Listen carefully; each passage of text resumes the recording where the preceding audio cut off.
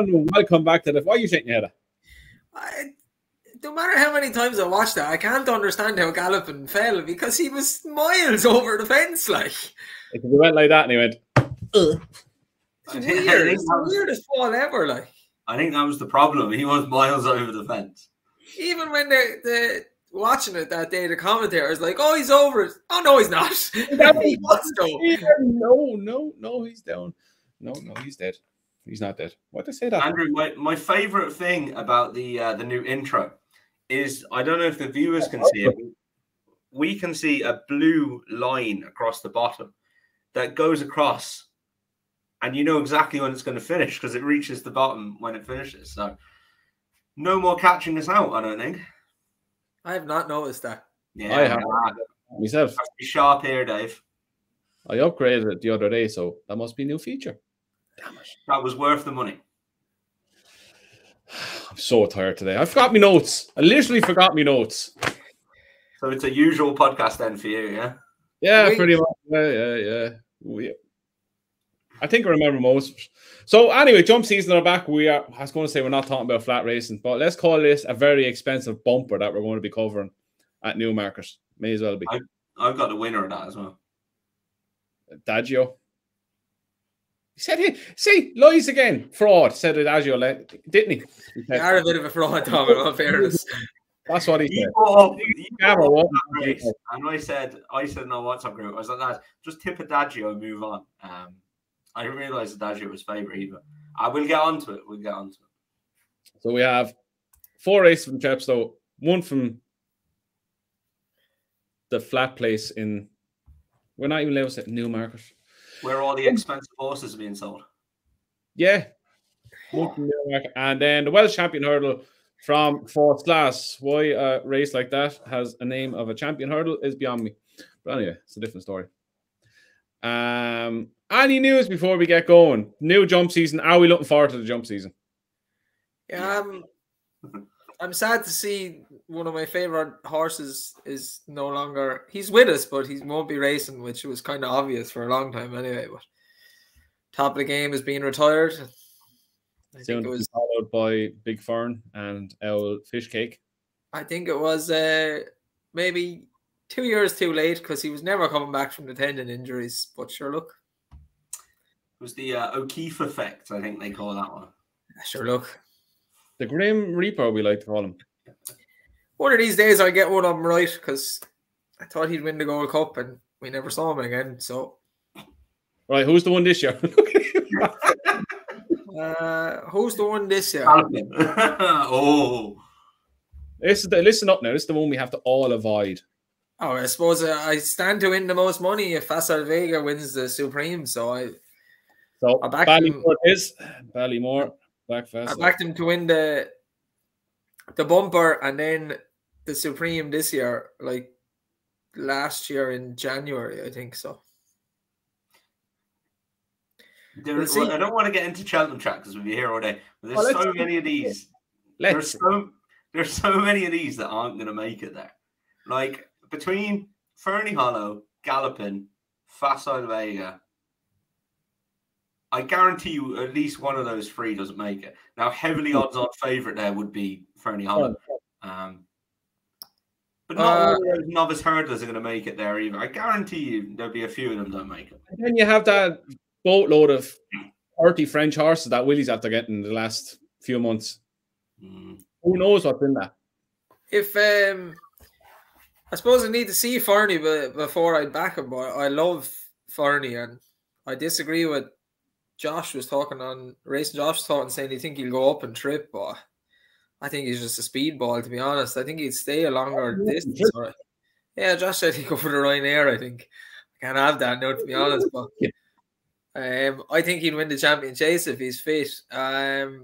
You think I have a fair bit of money on. I have a fair bit of money on Honeysuckle as well, but I sided with her because she's so tough and can't see her getting injured. She just hasn't turned up to every dance. And I'll have a fair bit of money on Florin Porter as well because I just think it's a bad race and he's the best of that bunch.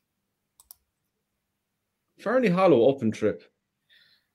The thing has 1 gear. Turbo. But if they tried to stretch his stamina out, he couldn't race the way he races, which makes him exciting because he pulls too hard. Like so, I to this day still think they need to hold him up. They'll do good holding him up. He's a lunatic. He won the champion bumper like that. Bolted up in it. I just have a funny feeling he's going to be kind of like Monkfish on top of the game, and Duvan he's going to do legs all the time. It'll be sad because he's very talented, clearly, but we'll see. He'll never be the same. Even if he does come back, he'll never be the same what he was. Very hard to come back from them long-term injuries like that. So, and he does too much. He's too hard on himself. Cheltenham talk. Shall we get going with this then? Yep. Right, we are going to start with one of Tom's favourite races, a Veterans Chase, 135 over 2 miles, 7.5 furlong. We have Clock Cap in a 5-2, the Mighty Don 11-4, Some Chaos 9-2, Inish Free Lad 5s, Broken Quest 6s, Forgot to Ask 11s, and Al Rock in at 20. Since you love it so much, Tom, who's going to win the first Veterans Chase of the season? Yeah, buzzing for this. And to make it harder, it's a really, really tricky race. I could add 4 of them on the list here. I suppose Cloth Cap is one of them. Struggled a bit last season, but he's down from a high mark, the highest mark of 156, 244. He won the Hennessy off 138, so I think he's getting back down to a nearly winnable mark. He's got an okay record when fresh, and John Joe's team are in good form. He has his chance. Another one is Forgot to Ask. I thought he was a little bit overpriced. He goes really, really well fresh. He's really consistent, and he won his bumper at the course. Some Chaos is another one. Won this race last year. Only other course run was good third. It can go well when fresh as well. Yard have been in the winners recently, and is £2 lower than last year. So that definitely has a chance. The one I'm just about going to give the nod to, though, is the Mighty Don. He's on a career low chase mark now at the minute. Won a novice chase over this course and distance, and has gone well fresh as well. 2 wins and a place when fresh. So I just edged in the Mighty Don's favour that he's on that lowest chase mark of his life now. And you know he's gone well over course and distance and gone well fresh. But to be honest, if Cloth Cap, Some Chaos, or Forgot to Ask one, I wouldn't be surprised either. And that probably gives the others a big chance now that I've named out 4 in that race. Well, I need a 7 then, Tom. Yeah.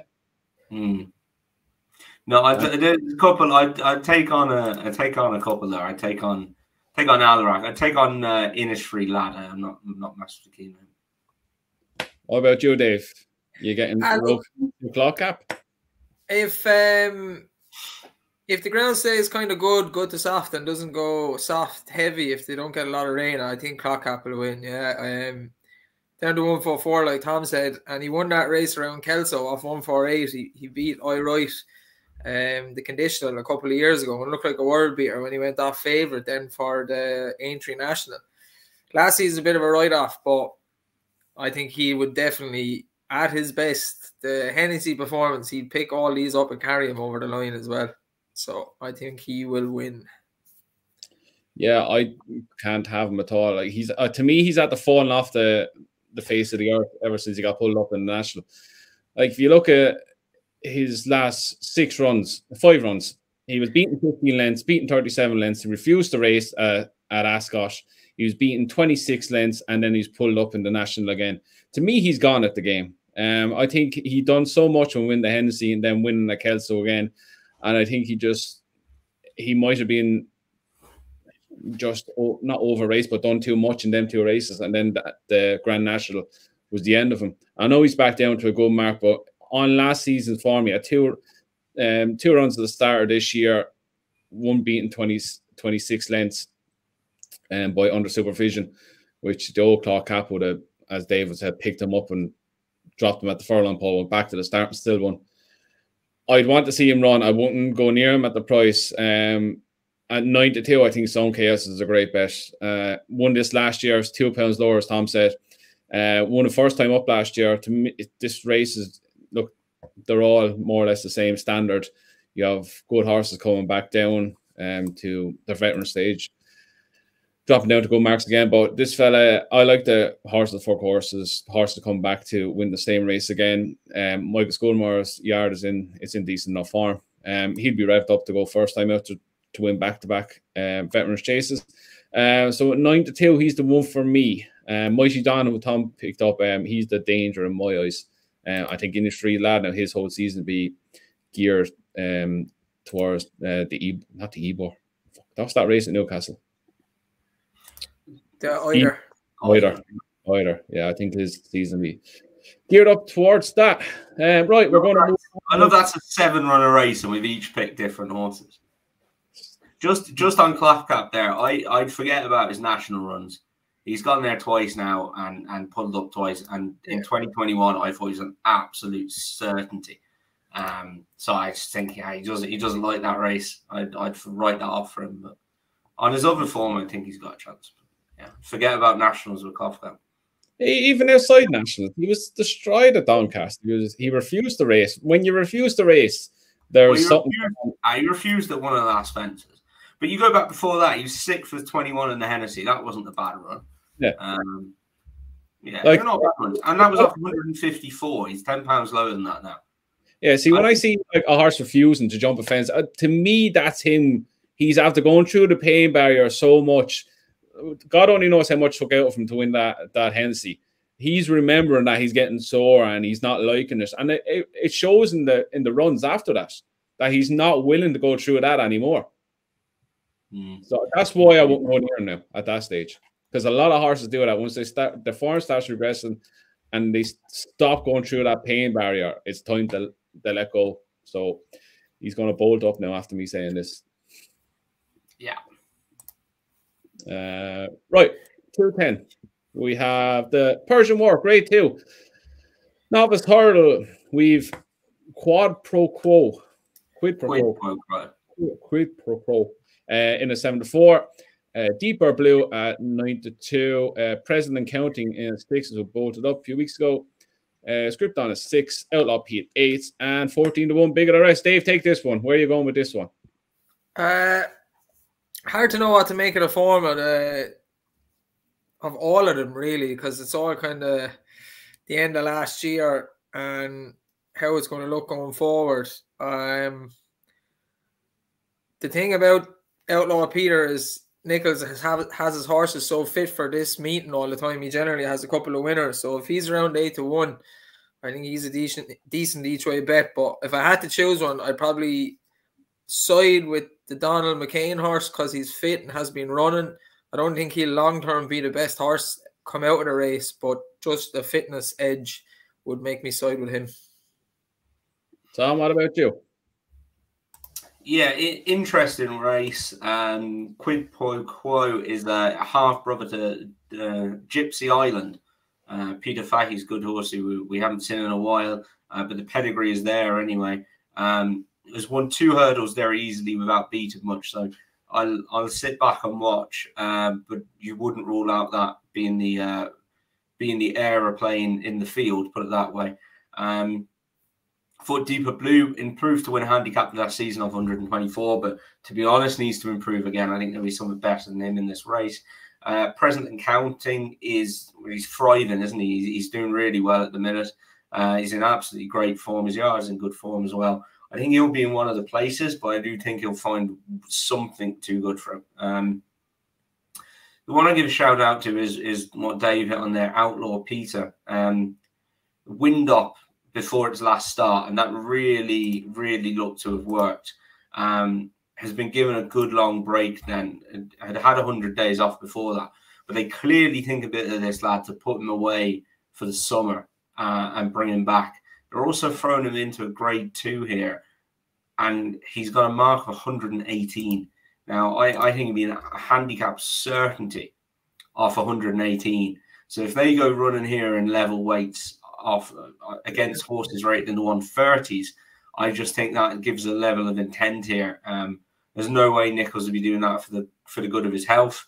I think the ground will suit, the trip should suit as well. And I think 8-1 could just look a massive price. I think if the right vibes come out about this horse, I think he could be at least half of that. Because, yeah, it just, to me, if they're running here off 118, you know, they must think he's very, very good, because he should be an absolute handicap certainty of 118. Yeah, I'm going to make a 3-3. Outlaw Peter for me as well. Why I went down the road with him is I looked at Quad Pro Crow, his racing style. He's a very headstrong horse, who they find it very hard to settle him. And if the ground, all the rain we're getting here, if it ends up going to Chepstow, Chepstow is an awful hard place to see out the trip if the ground gets soft or heavy. And I think he might actually do way too much during the race. Outlaw Peter to me is look more of a stayer, a staying kind of type. So I think he settled better. I think you see out the race a lot better. I wrote down notes about this, which I left at home last night, and I had him as favourite, near second favourite, and he's 8-1. I couldn't believe it when I went into the Racing Post today. I think that is a massive price. As Tom said, he's rated 118. They would not be running here if they didn't think he was any good, because he's a handicap plot straight there and then off that mark. Yeah, I think the race is going to be run to suit. He could track in behind the pace, come down the big long straight at Chepstow, pick these up and stay on very, very well. President Counting thriving. He's winning his races by half the track. But whether he's up to this grade now is another thing. He's had to win by 10 lengths, 18 lengths, 55 lengths, his last 3 runs. So, look, there's 100% a lot of ability there, but he's winning that 1-10, 1-50 on, 11-4. I think he could set the pace for him if he's left alone in front. And I think it'll set up nicely for Outlaw Peter to come at 8-1. It's a massive price. And I think I can't see him being out at the top 3 at least. So I agree with 2 lads. 8-1 Outlaw Peter looking like a great bet right now. Pop quiz for you lads. Oh God. Who did Outlaw Peter finish second to in his only bumper start in Ireland? 3 Stripe Life. I remember that. Yeah. And he finished third to Constitution Hill. Yeah. Good form. A great form.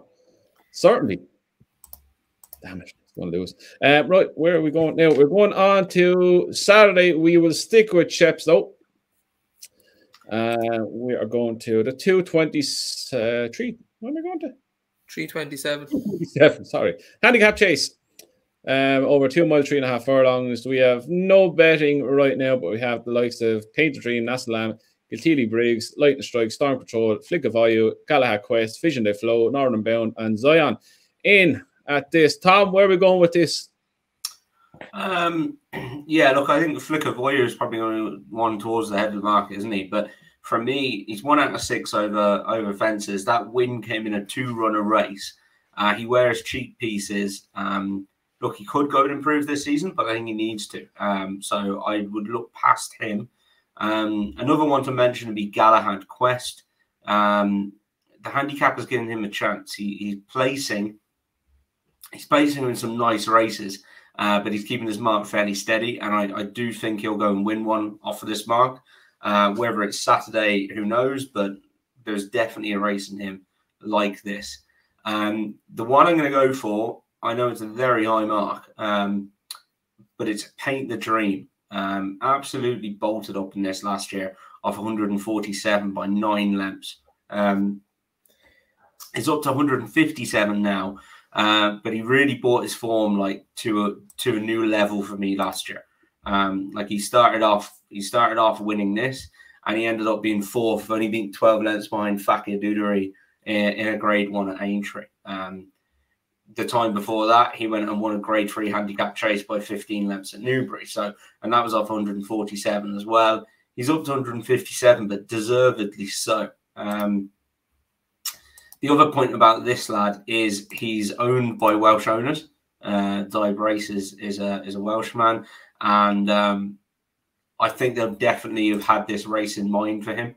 because he did so well in it last year. It's a big meeting at Chepstow this weekend, and I think he'll be. I don't think there'll be any fitness issues here. Put it that way. I think he'll be fit and ready to go, and they'll have had this race in mind for a good while. So, yeah, paint the dream for me.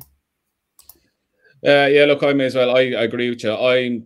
If it's not broke, don't fix it. I put him up last year to win this, and I'm going to put him up again. He's carrying 12 stone, but he's by far the classiest horse in the race. Fergal O'Brien is a dab hand of getting horses to win first time out. He knows the time of day. Enjoys this course. As Tom said, he won by 9.5 lengths last season, beating Man of Mountain, who was a decent horse in his own right.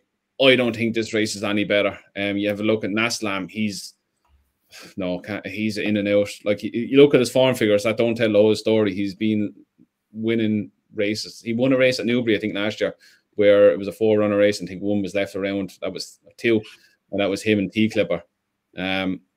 Kilteely Briggs is not good enough. Lightning Struck could be. Storm Control is the one I'd be worried about. He had an good form last season. He's one of these horses that if he gets into a rhythm out front, he could be hard to catch. But I'm not going to go on much more. I think Paint the Dreams. What price he'll be, I don't know. But he's by far the classiest horse in the race. 4th behind, as Tom said, Faki Dudari at Aintree last season.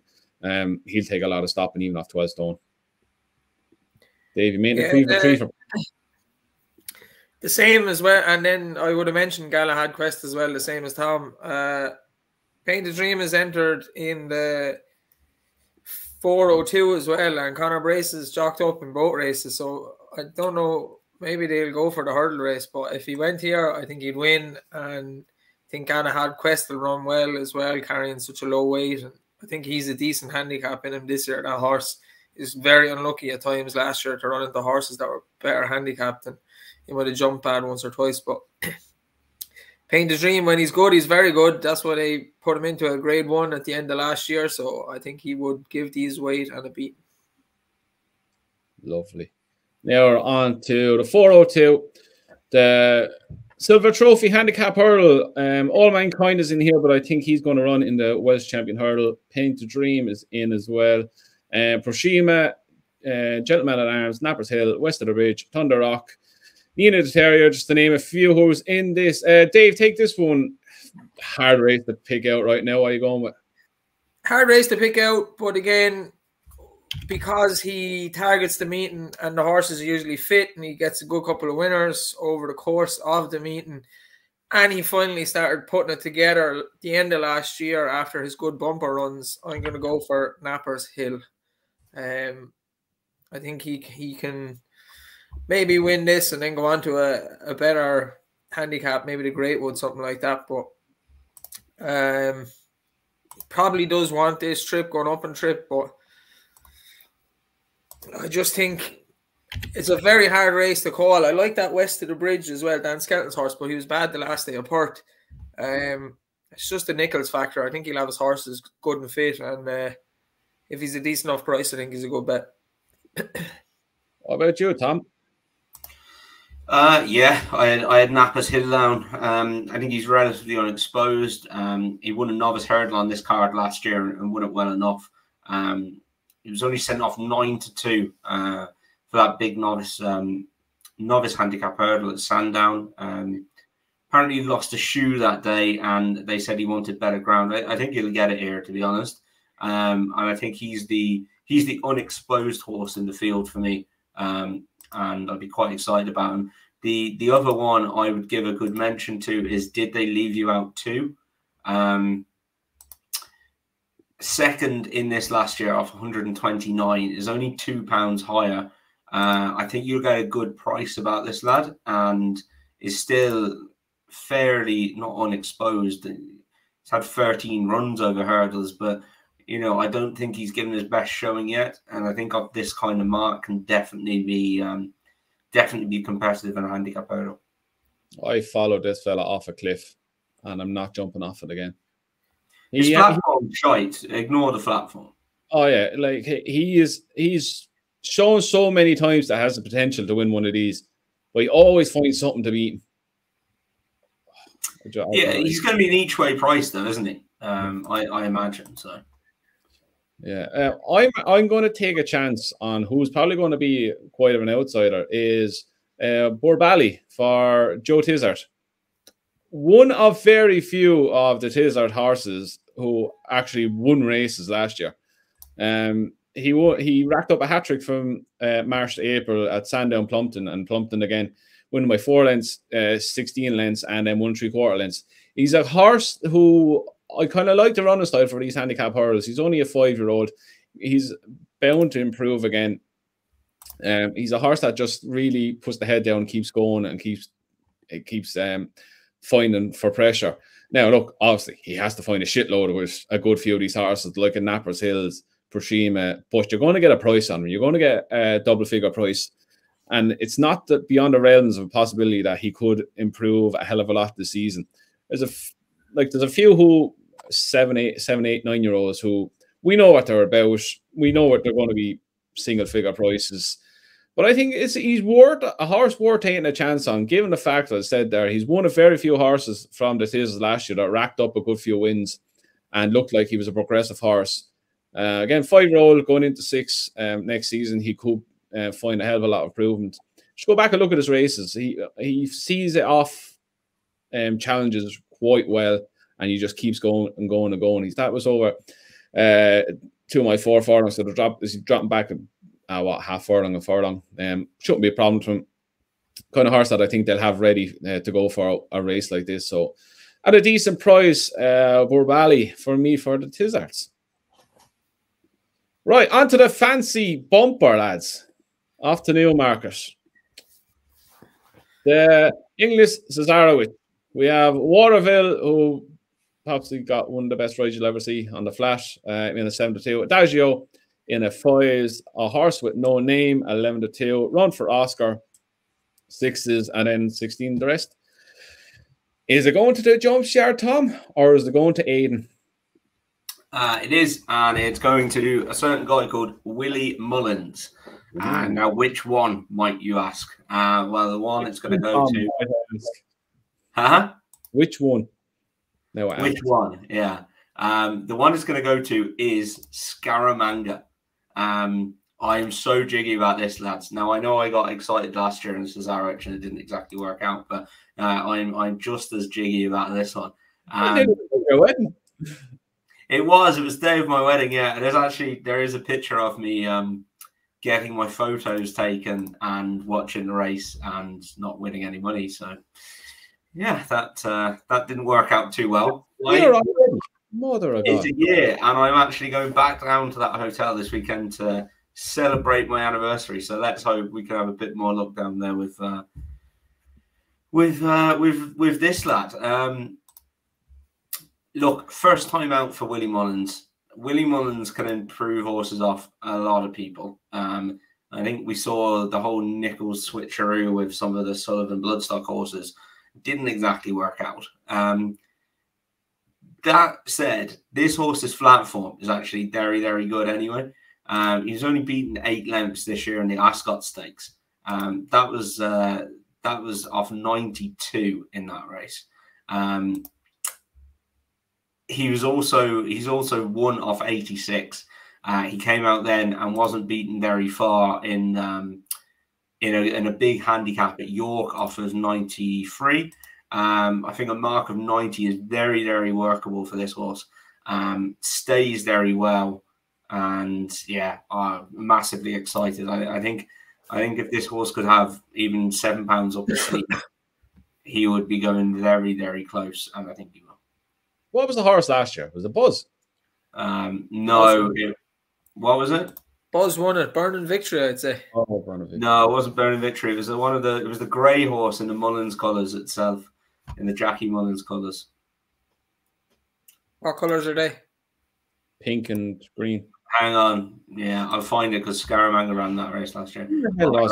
Dog race. MC Muldoon went off 9-2, and I was on it at like 16s, 14s, everything. Got beat 40 lengths. Oh. Whoops. Dave? Hasn't ran since. What boy? I have a few that are liking this. I think since she learned to race, Nicky Henderson's mare or filly, a horse with no name, has a good chance. She's won 2 races relatively easily, so very hard to know how good she is. And that's after being second at Cheltenham behind Love Envoy, who franked that form as well. So the ones kind of top of the market, I'd be siding with her. I think Keith Dalglish's horse Evaluation has a chance. He's very well bred. I thought he'd win the big race at Newcastle, and then he was good the last time again. I think he'll definitely benefit from this kind of mad trip. And then one that's been around years, he's ran in it before, and I think he's way, way overpriced. Not So Sleepy at 50-1. Not So Sleepy. Just love him, like. He'd been fourth in a couple of years back off a higher mark, and I think he'll probably get 7 places at some bookies, and he'll stay the distance, and he'll be out like a lunatic, and 50-1, I'll take that. Thank you very much. Look, Waterville obviously looks a standout horse in it. But the one I am going to take a chance on is Charles Burns' Run for Oscar. Like, these races are always run at a breakneck gallop. He ran last time out at Haydock, where you go back and watch, I think it was nearly 2-3 furlongs out. He was a good 20-30 lengths off the leader. And he ended up winning by 4 lengths going away at the finish. Look, that wasn't missed by the handicapper. He won that off 82. He's gone up to 91 now. He's a horse that always shown that he has a lot of ability. And the fact that this race will probably run, as I said, probably at a breakneck gallop. He's a horse you can switch out the back, and he will be staying on powerfully at the end. Whether he get the breaks in a big field like this is another thing, but if you want the horse finishing very strong at the end, I think he's a horse that, look, Charles Burns, he doesn't, as we said before, he doesn't send horses over for the absolute shits and giggles. He's definitely there, going there with a huge chance. 6-1 right now. He's backed in from 8s already. To me, he'd be my main selection. Adagio was a weird one. If he translates his hurdles form, he should be winning. But David, I don't think he will. I don't think he'll win either. I just don't like David Pipe as a trainer. Probably. Yeah, I remember Adagio's last flat run all too well, unfortunately. When he bolted up in a claimer, but it was just a claimer. He would have had to have improved massively. His form in the flat isn't fantastic. No. Look, we could be looking at this on Sunday and going, why the hell did we not just back Waterville again at 7-2? He could bolt up in it. One's at a bigger price. Gibraltar. Saffy Osborne on it for Willie. Currently is 16-1. He's at the winning back-to-back flat races. One at Leopardstown and one at Tremor. Seems to be getting better on the flash over his last few runs. Obviously, Andrew with his fucking wins. But he done it really well at Tremor, being a decent enough field now. She's hybrid. She's been running very well this season. She beat Peregrine Run. She's won a race before that as well. She's had 3 out of 4 wins. And then she was just out of depth at Listowel. She went off 3-1 favourite. Rachel was on her. Just didn't run any kind of race. But that's good form alone. Dark Voyager was behind her as well. And Berkshire Royal, who was beaten 2 3/4 lengths then by Finest Evermore, Killarney. Next time out, he was stone last in that race. So that race is actually stacking up quite well. So I give him a chance at 16-1 with Saffy Osborne, who is riding quite well this season. So I wouldn't rule him out either. But I am quite excited for a run for Oscar. I think he's going to run a massive race. Now, I think on the day he will drift a bit because you'll have the money for Adagio, Waterville, Nicky's horse, and you'd probably get 1 or 2 of Willie's horses getting backed in as well. But run for Oscar, the main pick, but Gibraltar, the big price as well. Should be run decent race. One more off the first last. For the Welsh champion hurdle. No Di Walter horse. What the hell is going on here? I've no idea what's going to win this, Dave. No idea, Andrew. Tom, you have any idea? I was going to go for Milkwood. Stable's in good form. I think this kind of mark is winnable. We're second in the Galway herd off 147. I think an interesting angle is if Equinox Fizz runs here. She goes off in front like the Clappers, and I just thought she'd set it up lovely for Milkwood, and she won't be stopping either, in fairness to her. But yeah, I thought that would set this up nicely for Milkwood, who I thought was a bit of a standout in that field. If I had to choose one, I might choose the Mayor Current Mood. I think they thought a bit more of her than what she showed last year. She eventually won at Chepstow. She was backed in the 6-4 favourite, won really well, and then she was about 9-1 to win the Imperial Cup. I think that surprise package one. So if I had to choose one, I'd choose her. She might be a bit better than her mark. Yeah, I've Milkwood down as well. Look, 2 lengths behind Sally on the Galway hurdle. Tried his hand at chase and didn't work out really well. He was 8 lengths behind Anna Benina in the Scottish Champion hurdle, which has West Cork won for the road and Voida Rev in front of him. Look, won for the road, had a good season that year. West Cork won the Great Wood Cheltenham. So that's been a very good race. Fell behind Ngolo at Haydock when making the challenge 3 out. Fell 2 out, sorry. Was going to make good fist of it at the end. But I think, as Thompson alluded there, back down to a decent enough mark. It's not a good race whatsoever. Looks a standout. Current Mood would be the one that would interest me if she ends up running here. She threatened to win a good race like this last season. All Mankind, I think he'll go off like the Clappers as he does first time out and blow up and probably set him up for the closes, which is Milkwood. Now, that's us done. Any other news? That's no notes on that one. I'm even thinking about. I don't have any other news anyway. Alice is on her way back. She is about to get entered next week now in a 45 grand Grade B handicap race at Cork on the 16th. So I'm looking forward to that. She works in the car today and went well. So yeah, I really hope. I just think she's one now. She's done well for summer's break, and she could kick on this season. So, Cool Arcade was a good third in Killarney at the weekend. Tell Rachel to hold Alice up, will you please? Please and thank you. I presume we'll still do that with the hood on. I think that worked well last year, so I'll see. I'll leave it up to Rachel, but I presume that's what she'll do. But there's actually, and I was going to say, there's actually still some lease shares available in Alice for the coming season. There's about 8 of them. So if anybody is interested in getting involved, they're €16 a week, €70 a month. And you could have a runner in Cork, hopefully, on Sunday week or Saturday. Yeah, I think it's Sunday week. Sunday week in a decent race with plenty of prize money on offer, and we'll see how she goes. Fantastic. Right, we're not going to give our next naps and next bests. Today, we're going to put them up on the website, finishlinepod.com, on Friday. So we're going to wait for the ground and everything else to go with it. So you'll see them up Friday evening-ish. You'll see it up on our social media platforms.